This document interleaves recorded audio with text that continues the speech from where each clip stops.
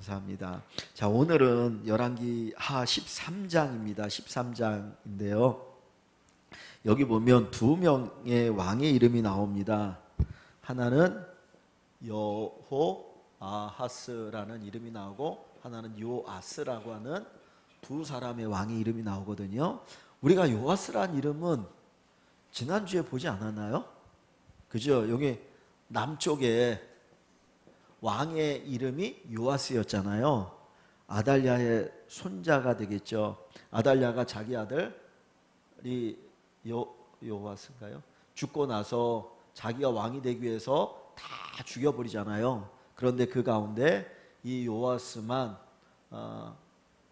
살아남아서 7살 때 왕이 되거든요. 근데 여기 나오는 요아스는 그 요아스가 아니고 북쪽의 왕 이름입니다. 이 북쪽의 왕 이름인데 예후가 반란을 일으켜서 스스로 왕이 되잖아요. 그래가지고 이 바알 선지자들을 죽이고 막 그러면서 나름대로의 어떤 개혁을 일으켰는데 결국 하나님 앞에 바로 서지 않았는데 죽고 나서 여호아스가 왕이 되고 그 아들도 요아스가 왕이 되거든요. 그래서 오늘 요 두 사람의 이야기를 보려고 합니다. 자, 그래서 한번 먼저 그 왕의 이름 한번 볼게요. 왕의 이름 한번 좀 이렇게 보시면은 어디를 보시냐면 그 남유다 왕 해서 우리가 지난주에는 요아스 8번째 왕 요아스에 대해서 살펴보았습니다. 그죠? 8번째 요아스 왕에서 봤는데 다시 이제 북쪽의 또 이야기로 나가게 돼요. 그래서 어디를 가보시냐면 북이스라엘 왕조 한번 같이 읽어보겠습니다. 북이스라엘 왕조 한번 같이 읽어볼게요. 여로보암, 나답, 바사, 엘라, 시므리, 오므리, 아합, 아하시야, 여호람, 예후, 여호아스, 요아스, 여밤, 이세, 스가랴, 살롬, 무나엠, 부가이야, 베가, 호세야. 그래서 여기 총 19명이 나오는데 오늘은 몇 번째냐면 11번째, 12번째 왕 이야기를 하는 거예요. 그래서 예후가 이제 쿠데타를 일으켜서 여호람을 죽이고 왕이 됐죠. 그래서 예후가 통치하다가 이제 죽고 여호아스가 통치하고 요아스가 통치를 하게 됩니다. 그래서 이 두 시대에 하나님이 어떻게 일하셨는가 하는 것을 보려고 합니다. 예, 자 그러면 요거 뒤로 놓으시고 한번 그 문제를 한번 볼게요. 징계 중에도 베푸시는 은혜 그랬습니다. 하나님께서 이스라엘 백성들이 악을 행하고 그리고 우상 숭배를 하니까 하나님 징계를 합니다. 그런데 그 징계 중에도 또 하나님 베푸신 은혜가 있더라고요. 그래서 오늘 이 말씀 속에서 그거 한번 살펴보겠습니다. 먼저 1번을 보시면 자 예후의 아들 여호아스는 어떤 사람입니까? 여호아스가 예후의 아들인데 그가 어떤 사람인가 한번 1절과 2절 한번 같이 볼게요. 유다의 왕 아하시아의 아들 요아스의 제23년에 예후의 아들 여호아스가 사마리아에서 이스라엘 왕이 되어 17년간 다스리며 여호와 보시기에 악을 행하여 이스라엘에게 범죄하게 한 느밧의 아들 여로보암의 죄를 따라가고 거기서 떠나지 아니하였으므로 그랬습니다. 자 간단하게 이 여호아스가 어떤 사람이냐 하는 것을 총괄적으로 가르쳐주고 있는데요.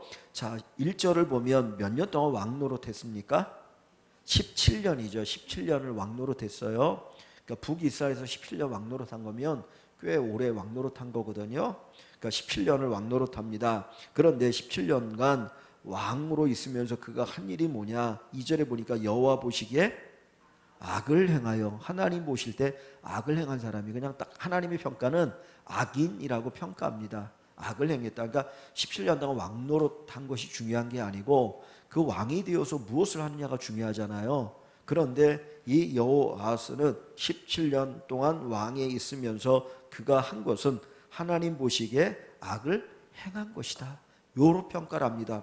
두 번째 하나님의 평가는 뭡니까? 이스라엘에게 범죄하게 한 느밧의 아들 여로보암의 죄를 따라가고 그랬어요. 자, 여로보암이 하나님 앞에 악한데 그가 한 죄가 뭡니까? 이스라엘에게 범죄하게 한 백성들로 뭐하게 하는 겁니까? 범죄하게 하는 거죠. 사실 한 사람이면 그냥 죄인인가 보다 그럴 수 있어요. 그런데 지도자가 된다라고 하는 거는 많은 사람들을 끌어가는 역할을 하는 거잖아요. 이 지도자가 어느 길로 가느냐가 이 사람들의 삶을 좌우하거든요. 그래서 지도자가 중요한데 이 지도자가 선한 길을 걸어가면 백성들도 선한 길을 가는 것이고 이 지도자가 악한 길을 가면 백성들도 악한 길로 가게 되거든요. 그러니까 자기 한 사람의 길만이 정해지는 게 아니라 이 지도자에 의해서 온 백성들의 삶이 결정되는데 지금 여기에 보시면 이 여호아하스도 여로보암과 같이 어떻게 합니까? 백성들을 뭐하게 합니까? 하나님 앞에 죄를 짓게 만드는 거. 사실 이것이 더 큰 죄잖아요. 그냥 나 하나 죄 짓다 가면 그거 하나만 하나님께 책임지면 되는데 그게 아니고 나 때문에 수많은 백성들을 죄 짓게 만들면 그건 엄청나게 큰 죄 아닙니까? 그죠? 백성들이 뭣도 모르고 따라가는 거잖아요. 근데 그 죄가 뭡니까? 여로보암이 지은 죄가 뭡니까? 단하고 베델에 금송아지 만들어 놓고 이 금송아지를 경배하는 게 하나님을 경배하는 거야.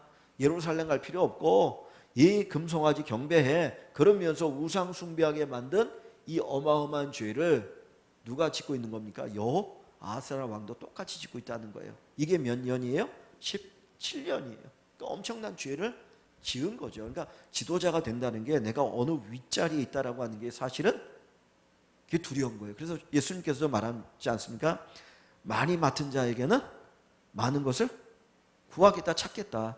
적게 맡은 자에게는 적은 것을 달라고 하지만 야 내가 너 요만큼 맡겼으니까 요것에 대한 것만 내가 찾겠다라고 얘기하지만은 많이 맡으면 그만큼 많은 것을 구한다는 거거든요. 그러니까 높은 자리에 올라가면 올라갈수록 영향력이 커지기 때문에 그만큼 책임감이 무서운 거거든요. 그러니까 그런 면에 있어서 요 지도자가 된다는 게 너무나 중요하죠. 근데 뭐 저도 지도자고 여기 계신 분들 다 어떻게 보면 지도자들이잖아요.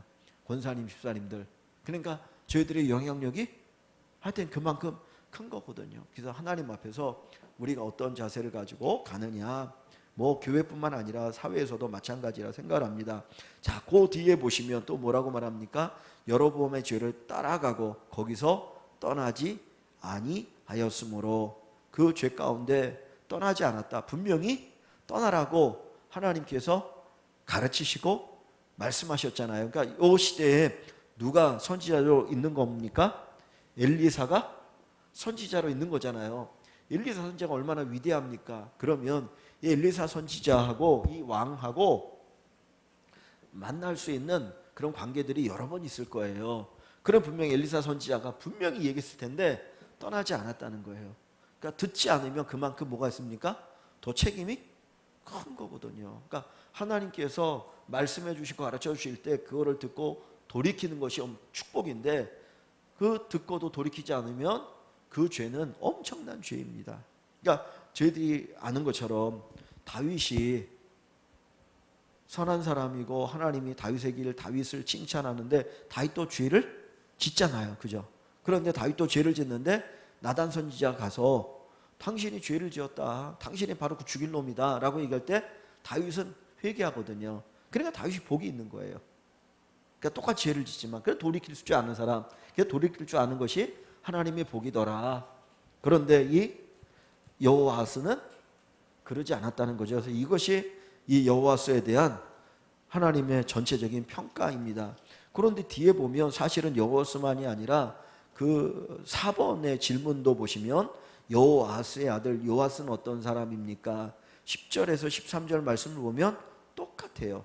자, 한번 그냥 먼저 볼게요. 10절 한번 가보시면 자, 유다의 왕 요아스의 제37년에 여호아스의 아들 요아스가 사마리아에서 이스라엘을 왕이 되어 16년간 다스리며 여호아스가 죽고 그의 아들 요아스가 왕이 되었어요. 몇 년을 다스립니까?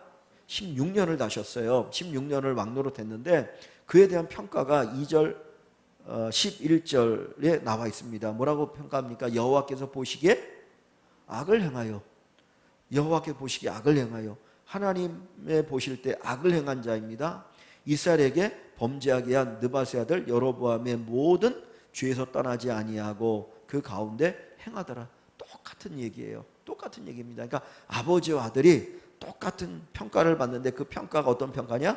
좋은 평가 아니라 나쁜 평가죠. 그러니까 만약에 이 요아스라는 왕에게 아버지가 정말 좋은 선한 왕, 하나님을 잘 섬기는 왕이었으면 이 요아스도 하나님을 잘 섬길 수 있을 가능성이 많았겠죠. 그런데 아버지가 악합니다. 그러니까 그 아버지 보면서 악한 길을 가는 거죠. 그러니까 우리가 좋은 믿음의 부모가 되는 것이 참 귀하고 또 그런 부모를 만나는 것이 복이라고 생각을 합니다. 그래서 저희들이 항상 그거 놓고 많이 기도하시면 좋을 것 같습니다. 그래서 하나님께서 주시는 축복, 또 우리가 자녀들이 줄 수 있는 축복이 믿음의 복이잖아요. 신앙의 유산 물려줄 수 있는 것을 그거 놓고 기도하시면 또 하나님께서 그 가운데 역사하여 주시는 줄 압니다. 그래서 뭐 우리 권사님들 많이 기도하실 텐데 손주들을 위해서 기도하시고 자녀들을 위해서 기도하실 때 정말 하나님 앞에 하나님이 인정하시는 그런 믿음의 사람이 되게 해주십시오라고 많이 기도하시기를 소망합니다. 자, 그 다음 2번 문제로 한번 가볼게요. 2번으로 가보면, 자, 이 여호아스가 하나님 보시기에 악을 행했다 그랬습니다. 그런 악들이 무엇인지를 보여주고 있는데요. 자, 이런 여호아스와 그리고 이 여호아스 왕을 따라가는 이스라엘 백성들을 향하여서 하나님께서 내리신 징계가 무엇이고 그 징계 중에 베푸신 긍휼, 은혜가 무엇인가 한번 볼게요. 3절부터 5절 말씀 한번 같이 읽어봅니다. 3절에서 5절 보겠습니다.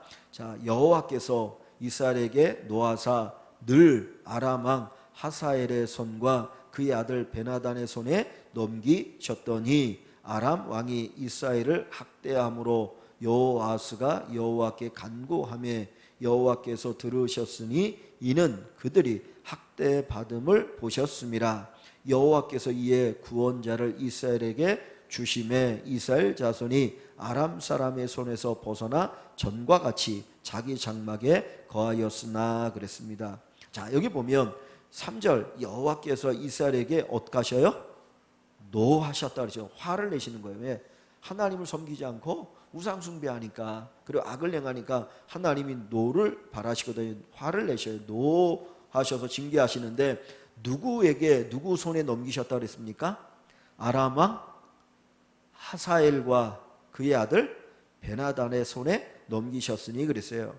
하사엘과 베나단은 그냥 왕을 의미합니다. 왕을 호칭하는 그런 표현이 베나닷이에요. 그래서 하사엘 그 앞에 왕을 베나닷이라고 얘기도 했고 뒷부분에 그 아들도 베나닷이라고 얘기해요. 그러니까 베나닷은 그냥 왕을 호칭할 때 아람 왕을 호칭할 때 쓰는 용어이고 하사엘은 이름이에요. 이 하사엘이라는 사람이 그 엘리사 선지자를 찾아오지 않았습니까? 우리 왕이 병들었는데 죽겠습니까? 낫겠습니까? 이거 물어보라고 해서 제가 왔습니다 그랬더니 엘리사가 뭐라고 말합니까? 병은 낫는다. 그런데 죽는다 그러죠. 그래갖고 하사엘이 죽여버리잖아요. 물수건 덮어가지고 죽여버리고 지가 왕이 됐는데, 자 보면 이 하사엘을 하나님이 왕으로 세운 이유를 이스라엘의 채찍으로 쓰시기 위함이었거든요. 이 이스라엘이 계속 이제 죄를 지으니까 채찍으로 징계하는 도구로 썼는데, 자 여기 보면 하사엘의 손과 베나단의 손에 넘기셨다. 이게 뭡니까? 아람이 어떻게 하는 거예요? 쳐들어오는 거죠. 계속 쳐들어오는 거예요. 근데 자 여기 보시면 하나 그 단어가 있습니다. 어떤 단어냐면 늘이라고 하는 단어예요. 3절에 여호와께서 이스라엘에게 노하사 늘 아람 왕 하사엘의 손과 그의 아들 베나닷의 손에 넘기셨으니 늘 넘기셨으니 이 말이 뭡니까? 늘 뭐가 있는 거예요? 전쟁이 있거나 약탈이 있는 거죠. 늘 전쟁이 있거나 약탈이 있는 겁니다. 그러니까 열심히 농사를 지었습니다. 추수할 때가 됐는데 누가 쳐들어와요? 아람이 쳐들어와가지고 요거 싹 뽑아가지고 가는 거예요. 그러면 여태까지 농사 짓는 것이 뭐가 됩니까? 헛수고가 되잖아요. 그러니까 이 북이스라엘이 바알을 숭배하고 우상을 숭배했던 이유는 자기들이 잘 먹고 잘 살기 위함이었어요. 그런데 실제로는 잘 먹고 잘 살 수 있었습니까? 아니었던 거예요. 다 빼앗기니까 하나님이 그들의 손에 맡기시니까 늘 와서 침략해서 약탈해 가지고 가니까 없어요. 자, 그런 가운데 이 여호아스 왕이 어떻게 하나요? 4절에 보니까 아람이 학대하니까 하나님 앞에 뭐합니까? 간구해요. 기도를 하는 거예요. 도와달라고. 그랬더니 여호와께서 들으셨나요? 안 들으셨나요? 들으셨어요. 이 여호아스는 어떤 사람이라고 했습니까? 여호와께 뭐한 사람? 악한 사람이라고 했잖아요. 악을 행했다. 그럼에도 불구하고 그가 하나님 앞에 기도했더니 하나님이 어떻게 하셔요? 들어주셔요. 악한 자임에도 불구하고 하나님이 들으셨어요. 그러면 그냥 이걸 조금 더 생각하면 왜 하나님께서 이 여호아스의 기도를 들으셨을까요? 사실은 누구 때문에 들으시는 겁니까? 누구를 위해서? 백성들을 위해서. 그렇지 않을까요? 그죠? 백성들이 왕 잘못 만나가지고 죄 짓고 우상 숭배하는데 그래도 하나님이 백성들을 사랑하셔서 긍휼하게 돌이키게 하기 위해서 그 기도를 들으시고 하나님께서 이렇게 도와주시는 거죠. 그러니까 돌아오도록 하기 위해서 그 기도를 들으십니다. 악인의 기도지만 들어주심으로 하나님이 내 기도를 들으시니까 이렇게 회복되는구나. 그거 경험하고 돌아오도록 하는 데 목적이 있는 거죠. 자, 그래서 여기 보면 뭐라고 말합니까? 구원자를 들으셨다. 그래서 5절에 여호와께서 이에 구원자를 이스라엘에게 주심에 구원자가 누구인지는 나오지 않아요. 그러나 뭐 엘리사일 수도 있고요. 그죠? 하여튼 어떻든 간에 이 아람으로부터 침략당하는 것을 막아주시고 전쟁에 이기게 하시는 하나님의 어떤 은혜가 있다는 거죠. 그래서 이스라엘 자손이 아람 사람의 손에서 벗어나 전과 같이 자기 장막에 거하였으나 자기 장막은 집을 얘기하는 거죠. 자기 집에서 하다 이제 전쟁터에 나가서 그렇게 있지 않아도 될 정도로 하나님 평화를 주셨다라는 겁니다. 그러니까 우리가 가끔 기도할 때 그런 기도도 해도 괜찮을 것 같아요. 하나님 여호아스의 기도도 들으셨는데 제 기도도 들어주셔야 되지 않을까요? 여호아스는 아까 어떤 사람? 악한 사람이잖아요. 그래도 하나님이 긍휼을 베풀어서 그 기도를 들으시니까 하나님 저도 부족하지만 그래도 제 기도를 들어주십시오. 또 그렇게 기도하시는 것도 귀한 기도인 것 같아요. 그 다음에 하나 더 이제 몇 번인가요? 3번이죠. 하나님의 은혜를 외면한 여호아스에게 어떤 일이 일어납니까? 자, 여기 보시면 5절 끝부분이 뭘로 어떤 글자로 끝나나요? 자기 장막에 거하였으나 그랬죠. 거하였으나 그 얘기 뭐예요? 반대가 뒷부분에 나오는 거잖아요. 반대의 이야기. 자기 장막에 거하였으니까 하나님을 찬양하고 기뻐하고 감사하고 뭐 하나님 앞에 뭐 예배를 드렸다 그래야 되는데 정반대 얘기가 나온 거예요. 하나님의 은혜를 받았는데 그들이 그 은혜 받은 곳에 어울리게 살지 않았다는 얘기를 6절부터 하는 거죠. 6절과 7절을 한번 같이 읽어봅니다. 6절 7절 같이 읽어볼게요. 자, 그들이 이스라엘에게 범죄하게 한 여로보암의 집의 죄에서 떠나지 아니하고 그 안에서 따라 행하며 또 사마리아의 아세라 목상을 그냥 두었더라. 아람 왕이 여호아스의 백성을 멸절하여 타작마당에 티끌같이 되게 하고 마병 50명과 병거 10대와 보병 10,000명 외에는 여호아스에게 남겨두지 아니하였더라. 자, 여기 보시면은 그들이 하나님의 은혜를 받았는데 이스라엘 백성들이 어떻게 합니까?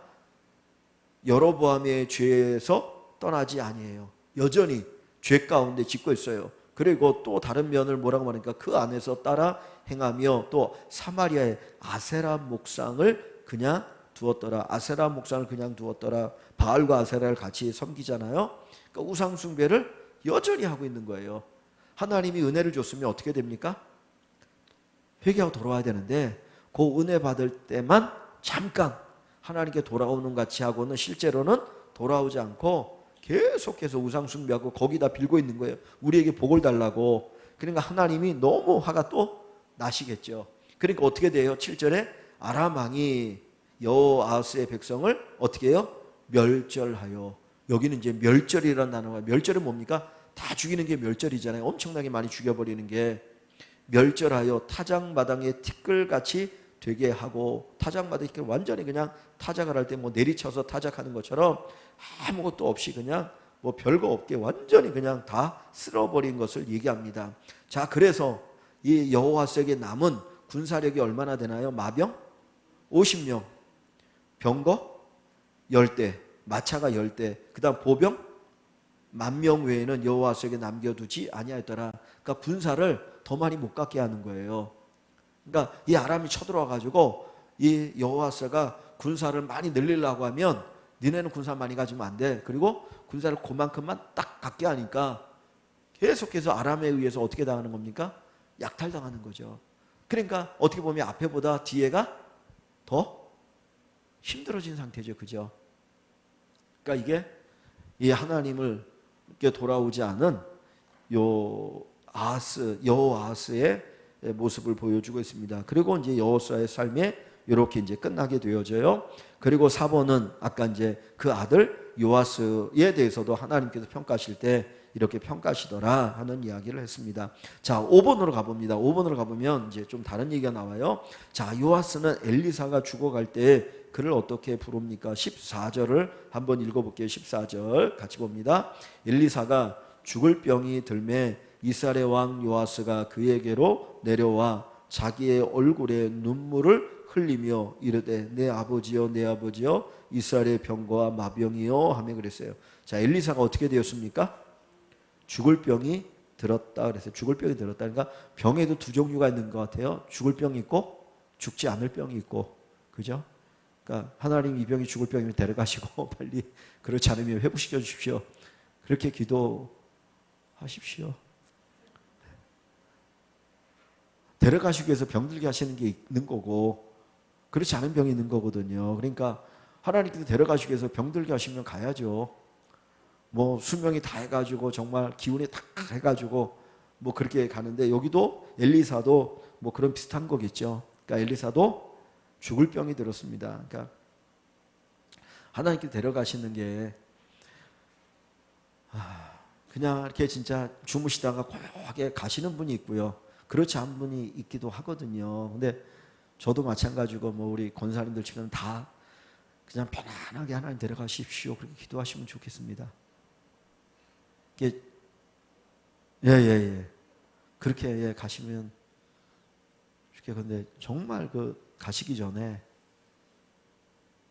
병으로 고통 당하는 거 보면 참 힘들더라고요. 제가 봤던 것 가운데 이제 그 부목사 때 이제 그 병원을 많이 신방 다니면서 이렇게 이제 중환자실이나 이렇게 이제 임종하는 분들을 이렇게 좀 보고 그랬는데, 어떤 분은 진짜 암으로 예전인데 너무 괴로워하시더라고. 젊은 분이어도.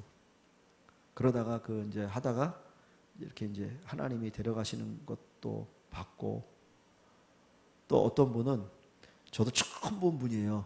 그 부목사 할 때 그 교회 처음 봤는데, 전사님 신방 가자고 해서 신방을 갔는데 저기 이제 강남구 논현동인가 그런 쪽에 있는데 작은 빌라에 지하에 갔는데 나이가 드신 남자분이 계셨는데, 갔더니 몸이 다 하얘. 피부병이 와가지고 머리부터 발끝까지 막 이렇게 뭐 이렇게 일어나는 거 있잖아요. 이렇게. 그거 근데 진짜 겁나더라고요. 근데 이제 이분이 하여튼 좀 방황하고 살았는데 죽을 때가 돼가지고 이제 그 가족이 문해갖고, 뭐 저도 이제 한 번도 본 적이 없으니까 그래서 목사님 신방해 달라고 그래도 가서 신방하는데, 제가 그때 32, 하나 둘이었거든요. 진짜 그때 그런 거 너무 많이 보니까 나중에는 그게 이렇게 엄청난 스트레스더라고요. 근데 죽는 것도 좋게 이렇게 편안히 죽는 모습을 많이 봐야 죽음에 대해서 이렇게 편안하게 이렇게 다가서는데, 그런 죽음 많이 보면은 되게 그 스트레스가 돼요. 그래서 그런데 여하튼에 편안하게 다들 가실 때 편안하게 가셨으면 좋겠습니다. 뭐 우리가 여기서 천년만년 살 수는 없으니까 언젠가는 가셔야 되는데 그때 편안하게 가셨으면 좋겠다. 그래서 이제 어른들 뭐 우리 박 집사님도 부모님이 연세가 많으시니까 이제 그러신데, 정말 이렇게 편안하게 주무시다가 그냥 이렇게 수명이 돼서 좀 가시면 좋겠다. 그리고 다른 분들도 다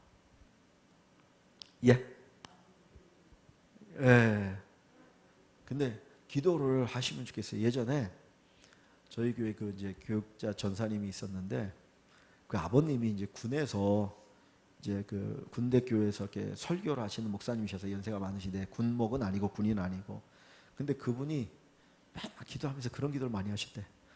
설교하다가 가게 해달라고. 근데 진짜 설교하시다가 혈압으로 쓰러져갖고 가셨어요. 그러니까 기도도 잘해야 돼. 네. 근데 엘리야는 이제 죽을 병이 들었는데 그때 요아스가 병문안을 가죠. 병문안을 가는데 자, 이 요아스라는 왕이 자, 엘리야에 대해서 어떻게 얘기합니까? 그가 죽을 병이 든 걸 이제 보고 자기의 얼굴에 눈물을 흘리며 그냥 눈물을 흘리며 그렇게 표현해도 되잖아요. 근데 자기 얼굴에 눈물을 흘리며 라고 요 표렇게 쓰는 이유가 뭡니까? 아니 다른 사람 얼굴에도 눈물을 흘리는 거 아니잖아요. 내가 눈물이 나면 내 얼굴에 눈물이 흘리는데 왜 이런 표현을 썼을까요? 좀 어떤 진실한 정말 그 진실된 눈물이라는 걸 표현하고 싶은 거 아닐까요? 그죠?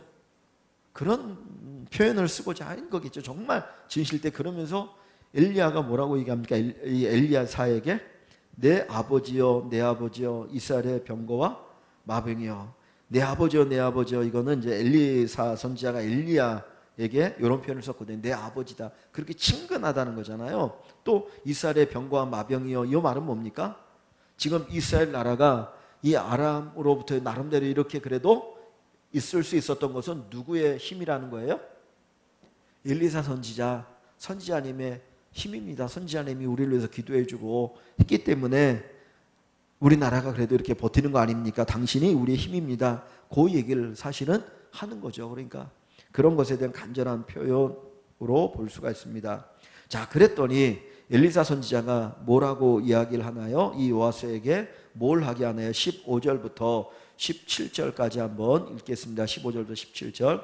엘리사가 그에게 이르되 활과 화살들을 가져오소서 하는지라 활과 화살들을 그에게 가져오매 또 이스라엘 왕에게 이르되 왕의 손으로 활을 잡으소서 하매 그가 손으로 잡으니 엘리사가 자기 손을 왕의 손 위에 얹고 이르되 동쪽 창을 여소서 하여 곧 열매 엘리사가 이르되 쏘소서 하는지라 곧 쏘매 엘리사가 이르되 이는 여호와를 위한 구원의 화살 곧 아람에 대한 구원의 화살이니 왕이 아람 사람을 멸절하도록 아벡에서 치리이다 하니라. 아멘. 자, 여기 보면 활을 잡고 동쪽 창문을 열고 활을 쏘라고 그러잖아요. 그 동쪽에가 이제 아람의 나라가 있었거든요. 그러니까 창문을 열고 활을 쏘겠는데 그 활을 쏘면서 하는 얘기가 뭡니까? 이것을 통해서 뭡니까? 이 화살은 여호와를 위한 구원의 화살 곧 아람에 대한 구원의 화살이다. 이 말이 뭐예요? 하나님께서 이스라엘을 구원해 주실 것이라는 거죠. 그래서 그 뒤에 보면 왕이 아람 사람을 멸절하도록 아벡에서 치리이다.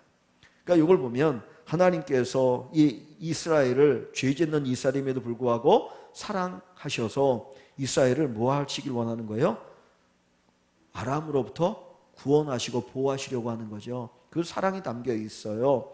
그리고 또 엘리사 선지자도 자기가 죽을 때가 되었음에도 불구하고 이 나라를 바라보면서 그런 안타까운 마음을 가지고 있다라는 거죠. 그래서 이렇게 선언하면 하나님이 아람으로부터 이스라엘을 구원해 주실 것입니다 라고 선포를 합니다. 자, 그러면서 그 다음에 엘리사가 다시 이 요아스에게 하게 한 것이 있어요. 15절부터 18절 19절을 봅니다. 18절 19절 같이 읽어볼게요. 또 이르되 화살들을 잡으소서 곧 잡음에 엘리사가 또 이스라엘 왕에게 이르되 땅을 치소서 하는지라 이에 3번 치고 그친지라 하나님의 사람이 노하여 이르되 왕이 6번을 칠 것이니이다. 그리하였더라면 왕이 아람을 진멸하기까지 쳤으리이다. 그런즉 이제는 왕이 아람을 3번만 치리이다 하니라. 아멘. 이 말이 뭡니까?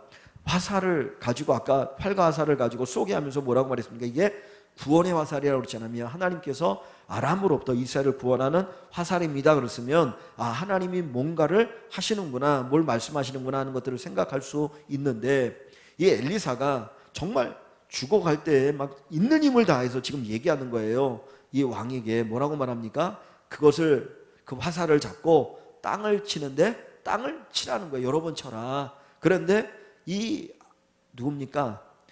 이 요아스 왕이 몇 번을 쳐요? 3번만 쳐요. 그랬더니 엘리사가 화를 냅니다.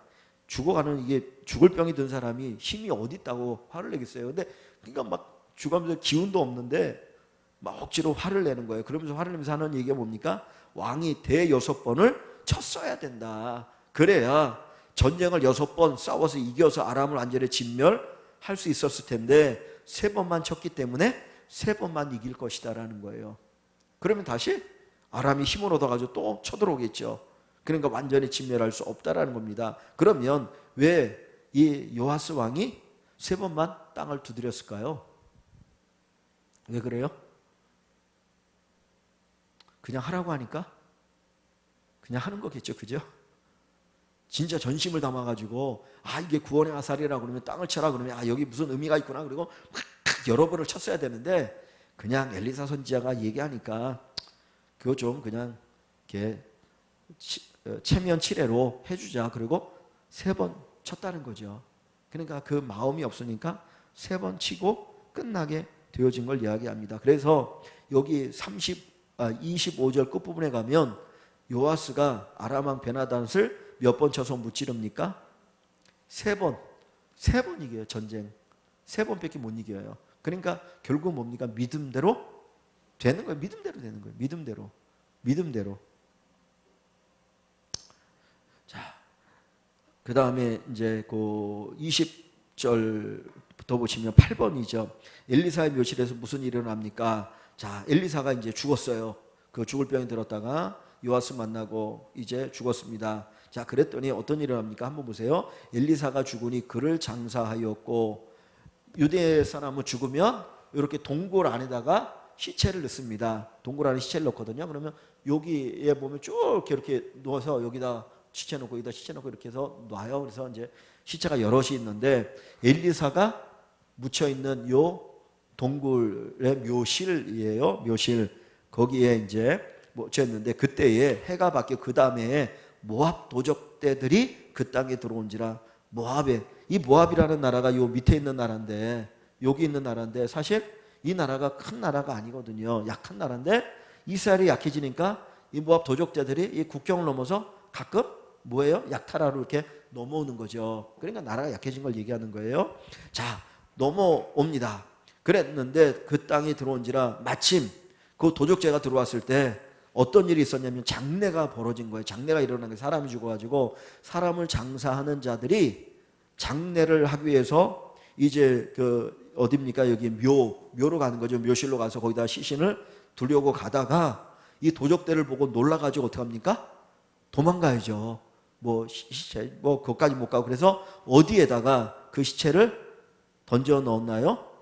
그의 시체를 엘리사의 묘실에 들이던지매. 죽은 사람은 이미 죽었으니까 산 사람은 살아야 되잖아요.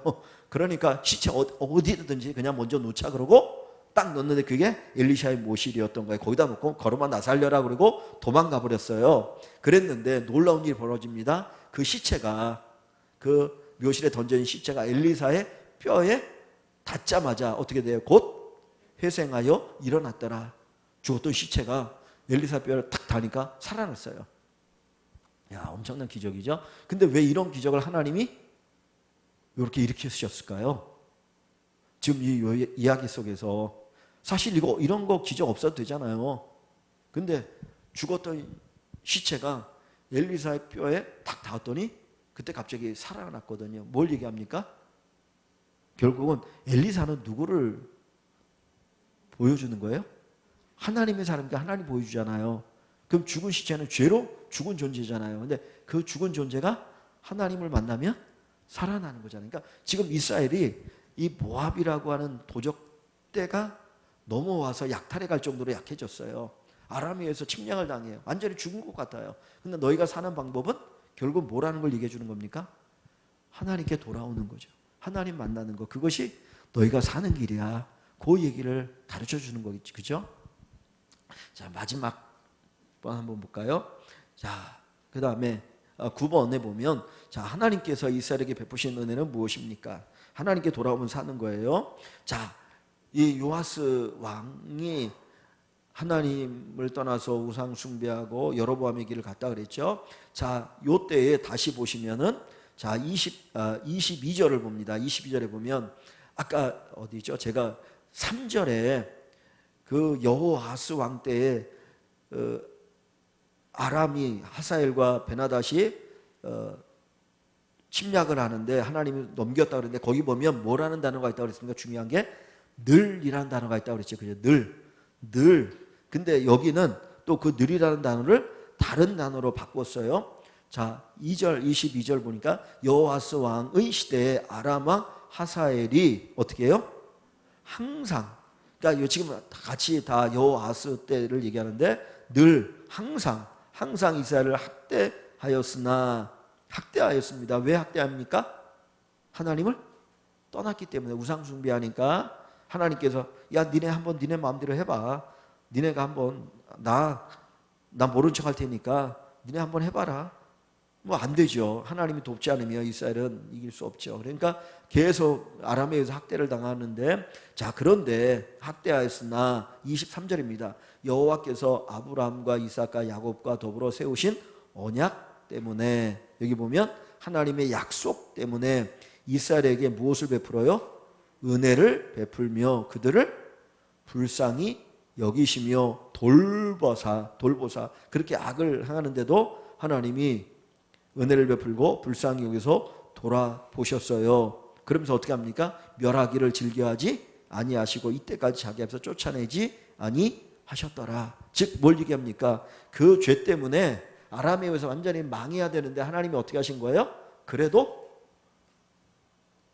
불쌍히 여기셔서 은혜를 베푸시고 그래도 하나님이 지켜주시는 거죠. 그때까지 지켜주셔서. 왜 그래요? 회개하고 돌아오라. 회개하고 돌아올 수 있는 기회를 주시기 위해서 하나님께서 그렇게 하셨다라는 겁니다. 그런데 안 돌아오니까 나중에 이제 BC 722년에 망하게 되어지죠. 이 기회를 하나님 계속 주신 거거든요. 그래서 하나님께서 불쌍히 여기시고 하시더라. 자, 끝까지 하나님께서 이스라엘 백성들에게 돌아올 수 있는 기회를 주시는데 결국 안 돌아오니까 이제는 하나님께서 심판을 나중에 하시게 되죠. 그래서 17장에 가면 이제 하나님의 심판에 대한 얘기가 나오게 됩니다. 자, 마지막 10번 보면 아까 얘기했던 것처럼, 자, 요아스는 아람과 전쟁에서 몇 번 이겼습니까? 여러 번 쳐야 되는데 3번만 치니까 그것대로 몇 번 이겼습니까? 3번 이겼죠. 그래서 25절 보면 여호아스의 아들 요아스가 하사엘의 아들 베나단의 손에서 성읍을 다시 빼앗았으니, 성읍을 빼앗겼던 건 다시 빼앗았어요. 그거 보면 이 요아스가 엘리사 선지자를 찾아가서 내 아버지여 그리고 이스라엘의 병과 마병이 하면서 이런 고백을 한 것을 하나님 기뻐하셨던 것 같아요. 그러니까 그 아람에 빼앗겼던 성읍을 다시 되찾기는 하지만 그가 전적으로 100% 하나님 의지하고 그냥 이렇게 쳤어야 되는데 그렇지 않으니까 그만큼만 회복시켜 주시는 것을 볼 수가 있습니다.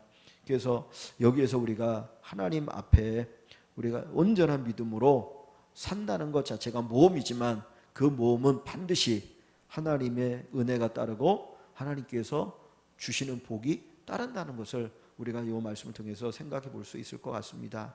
그래서 오늘 이 말씀을 가지고 저희들이 또 기도하는 시간을 가지시면 좋을 것 같고요. 오늘 두 왕의 때에 있었던 것들을 봤는데 하나는 여호아스, 또 하나는 그의 아들 요아스 때에 하나님이 하신 일들, 그들이 온전히 하나님 돌아오지 않으니까 하나님이 징계하시면서 계속해서 부르시더라. 이 말씀 우리가 기억하고 정말 믿음으로 굳건하게 나가는 저희들이 되기를 소망합니다.